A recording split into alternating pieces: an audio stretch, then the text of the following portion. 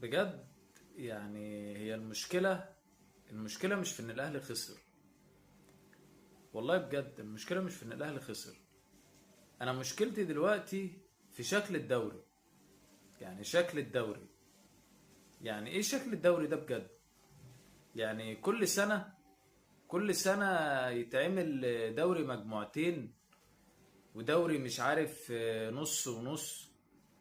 كلام فاضي بصراحة. يعني بجد بجد حاجة غريبة جدا. حاجة يعني مؤسفة. والله العظيم يعني.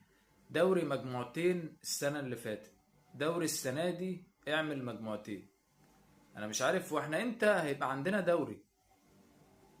يعني من 2010 الكرة متوقفة. يعني انا شايف كده بصراحة. يعني اللي شايف غير كده هو حر، وانا على فكرة قلت الكلام ده من زمان. الكورة متوقفة من 2010، من ساعة 2001 ثورة 2011. بصراحة يعني دوري مجموعتين. مش عارف ايه دوري مجموعتين دوت. بجد يعني حاجة غريبة جدا يعني.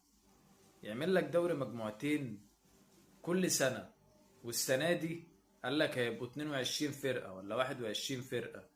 السنة الجاية مش عارف هيبقى 24 فرقة، وحاجة غريبة جدا. حاجة في منتهى الغرابة بصراحة يعني. يعني مش فاهم هو هيتعمل امتى دوري زي الدوري الانجليزي والدوريات اللي احنا بنشوفها زي الناس. الدوري الاسباني.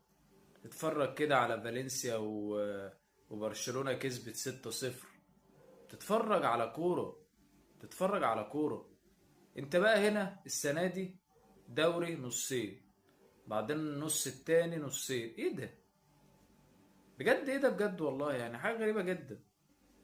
يلا يا بايظة بايظة بقى.